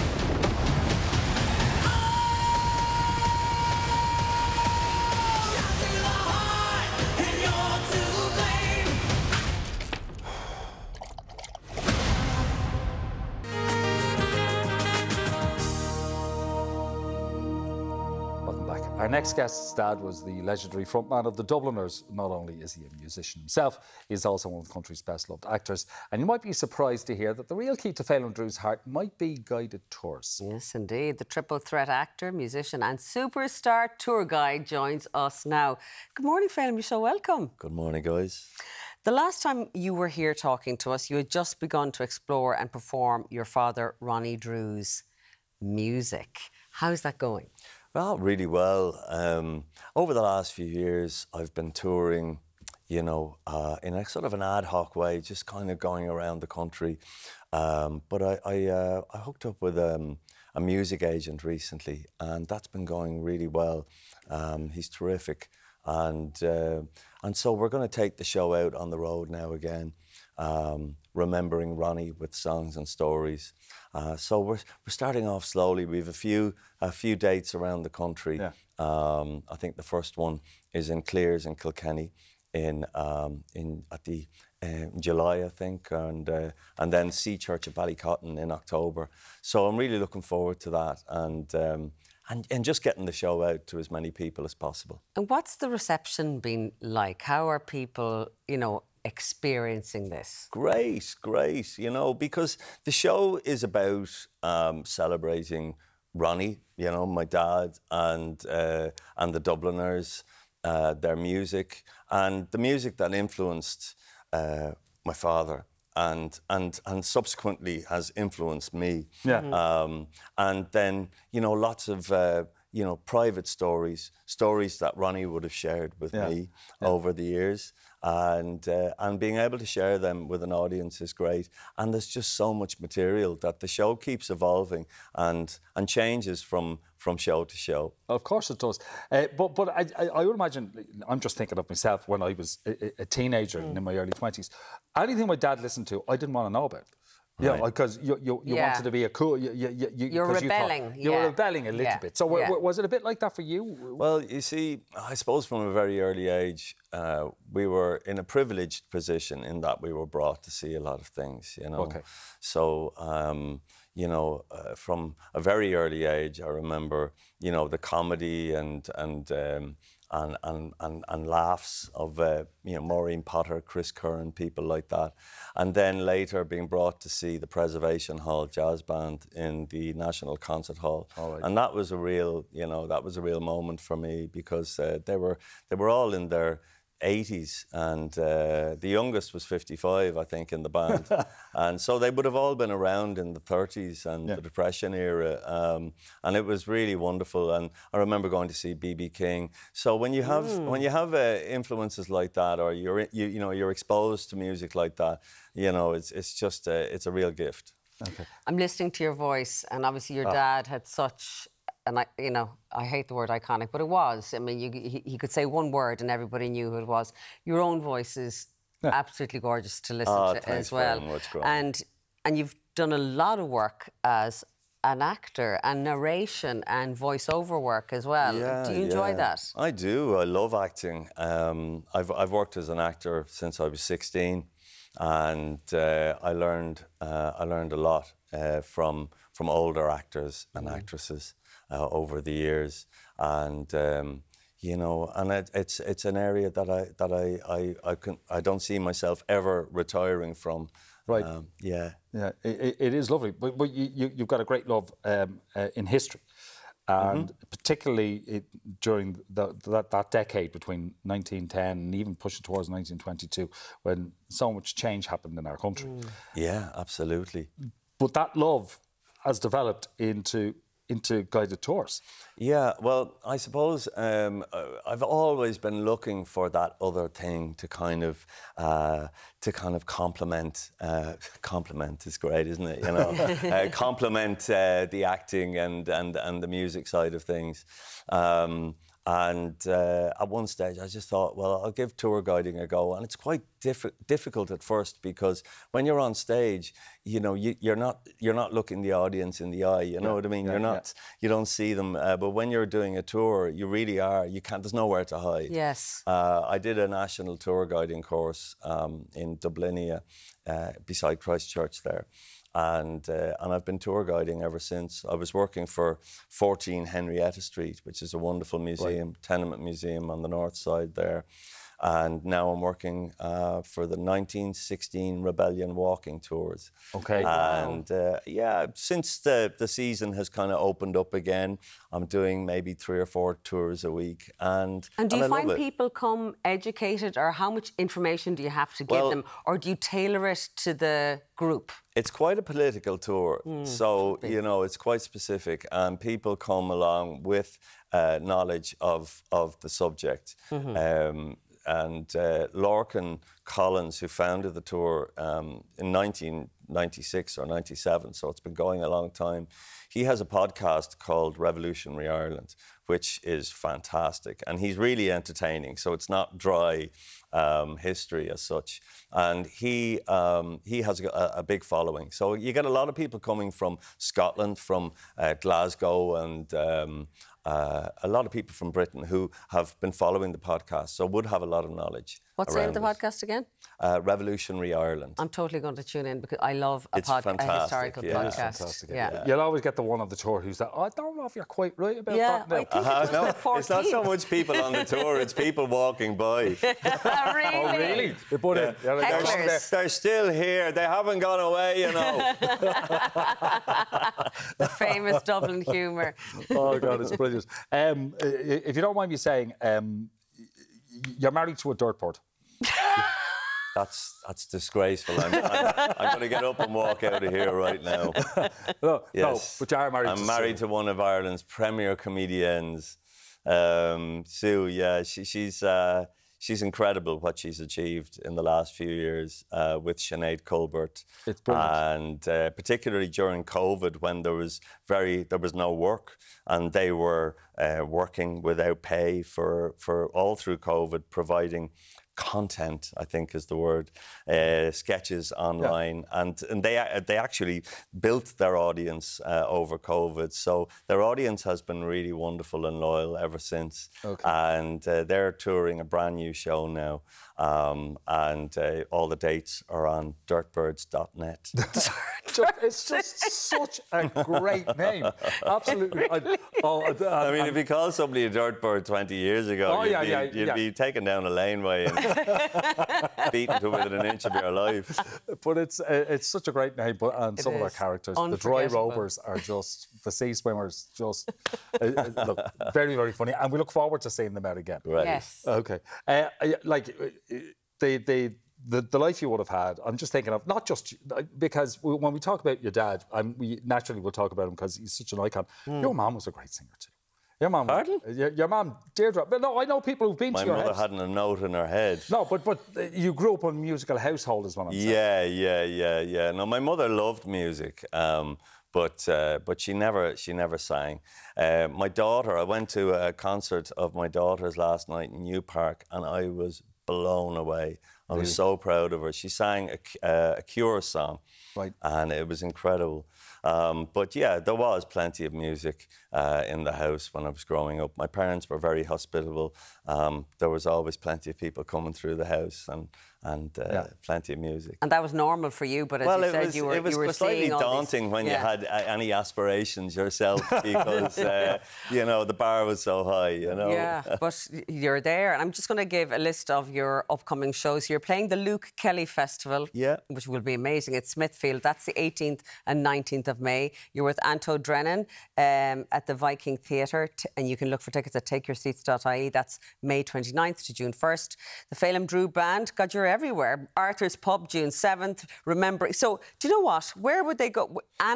amamusicagency.ie. AMA Music Agency. Mark there, he's been brilliant. And dirtbirds.net for Sue's stuff. Yeah, you can see my dates on phelimdrew.com. Perfect. And for bookings, you can contact Mark. The message is out there. The message is there. Thanks a million, guys. Good Thanks to see you, and good luck with everything. Right, we're going to take a break. When we come back, dreams of becoming a Jedi Master are closer than ever. We'll be learning the art of lightsaber combat after this break. Not my dreams. Not your dreams? Not my dreams.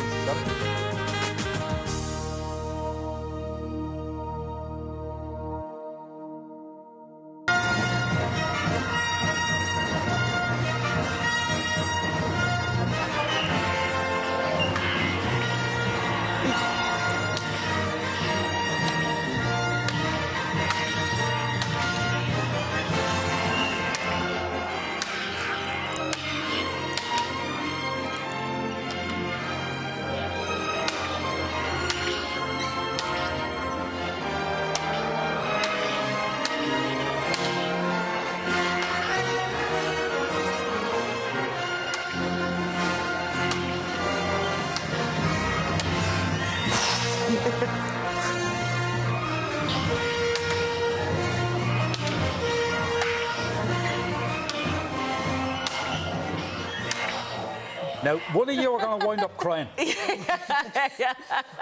True. Give that up now. That's amazing. Absolutely amazing. Welcome back. Yes. Those were the Jedi Master skills of Adam and Emma from Ludosport Ireland, the country's premier lightsaber combat academy.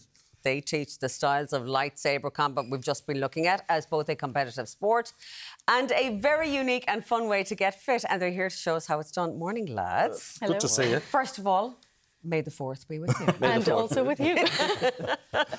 How did you guys get into this? Will you tell us, Adam, about Ludosport in the first place? So, Ludosport, it was a sport that was founded in Italy back in 2006. It is inspired by Star Wars, and we teach you how to fight with basically lightsabers using actual martial art techniques from other sports like kendo, fencing, things like that. And we also teach you the fundamentals of the sport, which is security, which is service, care and respect, which is like the founding principles of every academy in the world. It's just a great way to get fit, really. So, Emma, how did you get into this? I brought my son to Comic-Con last year and saw this, the lads had a stand. And I thought, that sounds like a bit of fun. I'll give it a go. And they had a trial class just before Christmas. And I went along and they put a saber in my hand and I thought, yeah, I'll do that. And were you a fan of Star Wars before that? Not a huge Star Wars fan, and you don't have to be to enjoy the sport. Okay. There might be a perception that there's like 30 blokes that all look like comic book guy from The Simpsons in a room going, yeah. But it's not. We've people from 15 up to 50, all walks of life, parents, civil servants, students. It's for anybody, really. Okay. Okay. Have you guys done any other kind of combat or martial arts? No. This is it? This is it. Yeah, Okay. I started with this. Other people in the sport have, but they have to relearn the techniques anyway. So Yeah. Look, I'm sure there are levels. I mean, from beginners up to, Absolutely, shall we say, extreme or masters, would they be called?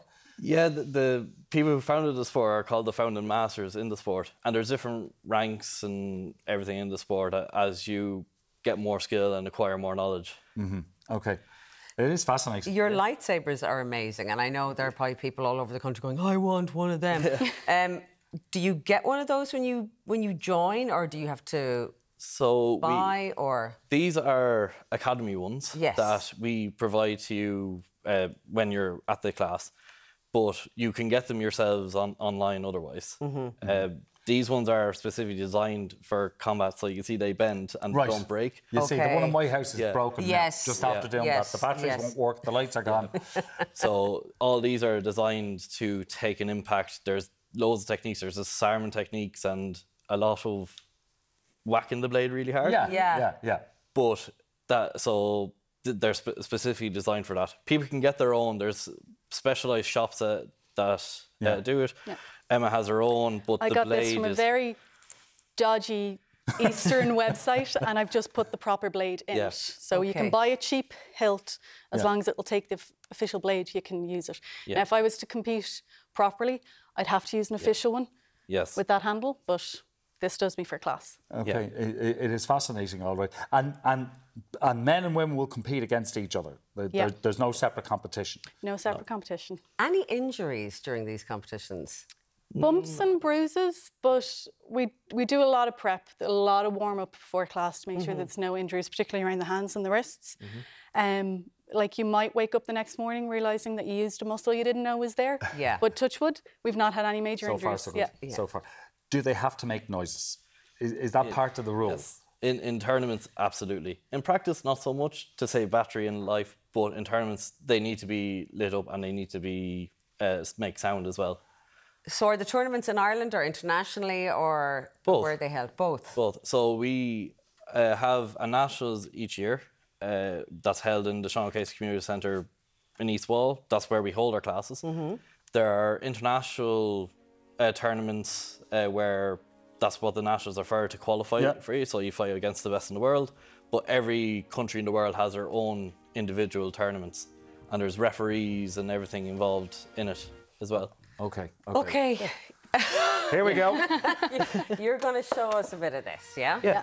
Okay. So I get you to Pick up saber. We'll pick up one each. Pick a saber. Any saber. Any saber. Put it back on the pack. They're motion activated, so you hold it up vertically like this. Yeah. When it flashes, you point it down. So point it down. The force is real, I feel. Mind it. Oh, yeah, okay. Once it flashes, pop it down. Yeah. I'm not getting flashed. Oh, I am now. There we go. Okay. And some of them. Here. Yeah. Thanks, Ella. We trade just in case. So, first move that we use, all the terms are in Italian. Fair enough. So, the Guardia is in this. So, you have two hands on the blade like this. Yeah. And you bring it down like that, and you like your left foot forward. Yeah. Like this. So, the first attack is called Fendente, where you bring the saber up like this, you lift it up above your head, try to make sure you don't hit the light, and you tilt it down. So mine, like that. Yeah, and it aims for the top of the head. Simple like that. But these are lasers. I'll strike your head. Exactly. So that's why we don't whack. We go like that. That's the first attack. Yeah. How to block it is you can take that. Aww. So, I think those dodgy Eastern ones have come in. How to block it is all you have to do, turn the saber to the side. Yeah. Bring it to the side so the hilt and lift it above your head. And that is perfect. So if you do that and I do an attack, you're blocked. Yeah. So if you bring it up, Yeah. and then Like I that. would block. Good. Okay. Perfect. So And then you hit me. Exactly. need to get a flash there, Gráinne. Yeah. There. Why? Okay, mine is stopped now Yeah. as well. So How on work the rule? they're motion activated. So when you hold up like that, Yeah. you flash, and then you drop it down. But for sake, we just we keep switching around. See, the cheap one's still holding its own. Yeah. See? Okay, we've time for one more move. There we go. So the next move is Last the one. row. Try and slice them in half. Slice Martin in half. So Okay. same If you again. get around here, be nice. There's a bit of poundage there that needs to go. All moves start from here. Yeah. And go back like this. Yeah. This time you step to the side. To the side. Yeah. Yeah. And then you bring it down like that, and you push out, and you're aiming for the arm. Yeah. Yeah. And then like you're that. blocking. Just Okay. like that. Yeah. Yeah. That's it. Okay. Aim for the arm, and to block it, it's just like that. Yeah. Just like that. Good. Thank you, guys. Where are they making the next movie? If it's down to the Skellings again, you're well in. We're in. Well in. We're in. I've got me stick. For more information on the Lightsaber Combat Academy, head over to ireland.ludosport.net. Absolutely. Up next, I sample some of the best zero-alcohol beers in the market. I feel like I'm going to play camogie now. I can even drive home afterwards. Look at Nice. that. Yeah, stay with us. Come on. Hold on. Shoulder.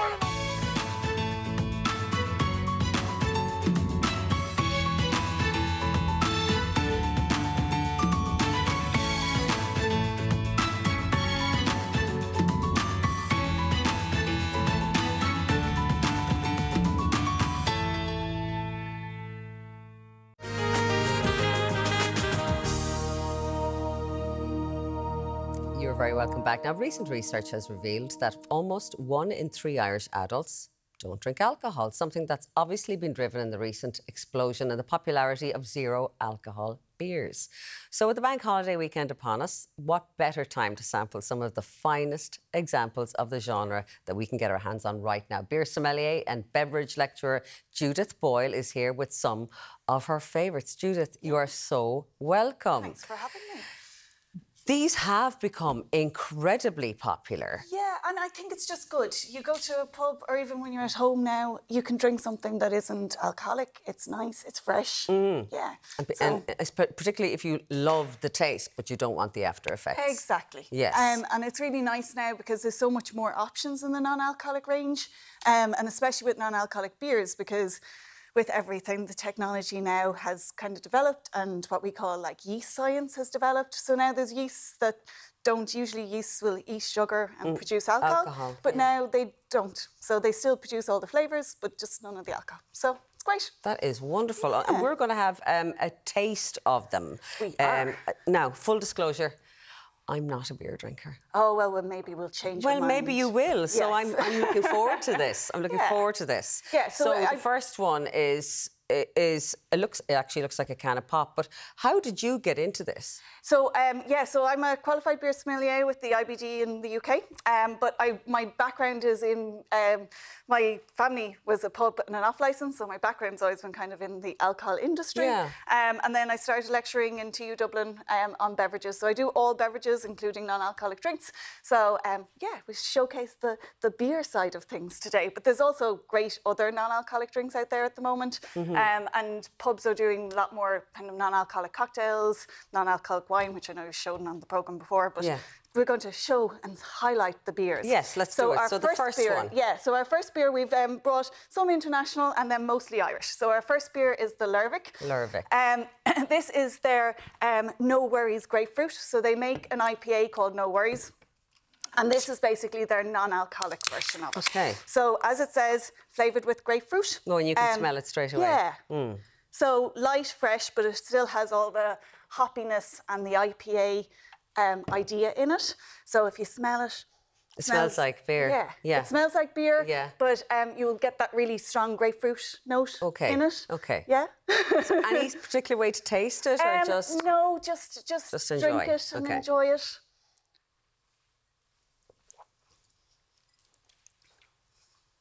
So light, fresh. Light, fresh. Yeah. And the nicest beer I've ever had. Well, that is a good start. That's a great start, isn't Excellent. it? Yes. Yeah, brilliant start. That is. Yeah. So a lot of times people don't really like beer because it has a lot of hop influence on it. This is bitter at the back, so it has the hop in it. Feel it, yeah. But it has also that grapefruit bitterness, so that kind of like pithy bitterness in it. So it brings that kind of light, fresh. This would be brilliant if we had sunshine. I know. We're getting prepared. We're getting prepared. Okay. So our next beer is our first Irish beer. So this is from Dot Brewing. As you can see, they have won the World Beer Gold Awards for Ireland. So this is an award-winning beer for non-alcoholic, and I actually judged this competition. So it's held in the UK, but they get beers from all around the world. Wow. So it had tough competition in relation to it. So Dot Brewing is a brewery based in Dublin, and they do extensive kind of aged beers and wild low intervention beers, we'll call them, and this is their non-alcoholic. So it's based again on a beer that they made that was alcoholic, and then this is non-alcoholic. So they're using a yeast that just doesn't particularly change the maltose to alcohol. So, okay. Yeah. So again, this should be a little bit more hoppier than our Lervik. Okay. So a little bit more bitter, but still fresh and citrusy.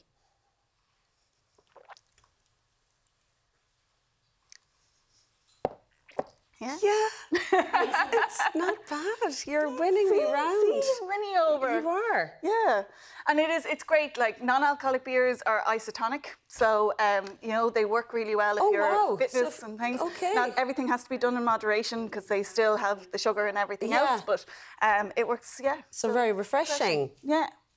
I nearly prefer this. Excellent. Okay. Well, it is world winning. So, yes, there you are. I would pick it. So this is our third one. Yes, so our third one. So this is from Wicklow Wolf. And Wicklow Wolf is obviously in Wicklow. Gorgeous packaging. Really lovely packaging. And if you put all their cans together, it all makes a wolf.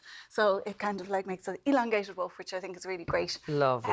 In relation to it. And then this now is a different style of beer. Okay. So this is what we call a sour beer. So this is going to be sour and tart. Okay. But not bitter. Okay. Which is good. Because for people that don't want. So I wanted to bring a kind of a different styles of beer when we were here. And the colour is so different as well. The colour is great. Yeah. So this is called their Raindrop 05.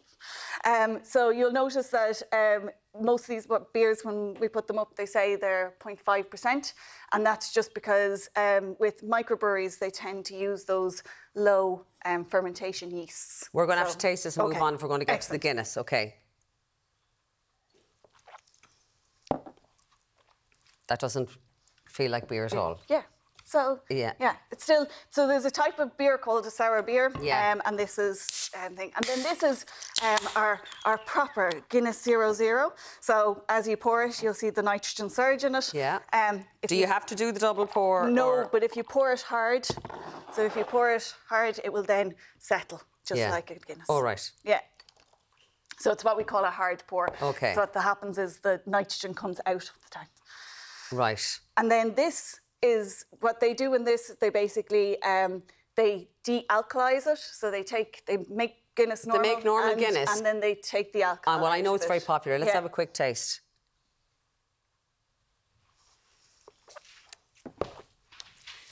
So it has all the flavour of Guinness, and it's probably the most, I suppose, technically beer one that we have, because it is a case that they are trying to make an exact replica of what they have. Judith, thank you so much. No problem. It's Thanks been for an having me. education. I've enjoyed it. Thank you. Excellent. Thank you. Now, earlier we made a delicious peanut butter cake. Here's how you can copy us from home.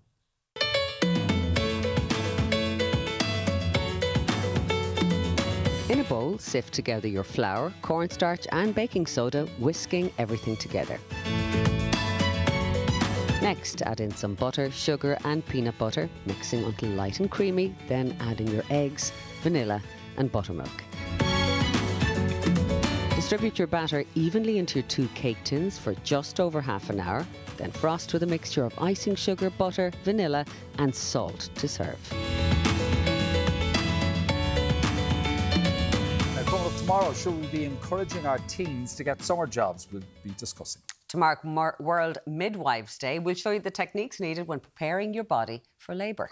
Plus, we show you how to reduce, reuse and recycle our once wasted food. All that, plus we're celebrating Cinco de Mayo? Cinco de Mayo, I think, de Mayo month. Yeah, Cinco de Mayo with Mexican tacos. I love Mexican tacos. I'm back with my pal Ray Foley tomorrow from 9, so we'll be having that. OK, we've been talking about staycations. Do you holiday at home? Do you holiday abroad? Because so many more people are holidaying here at home. Tanya said I have my holiday to Estepona, Spain planned every year on our first couple of days, because we also said, do you plan ahead? While you're still on your current holiday? And Clara says, even though it's more expensive here, I'd rather have my vacation in Ireland than anywhere else. And more people are saying that. Yeah. All right, enjoy your Saturday. We'll talk to you again tomorrow. Bye.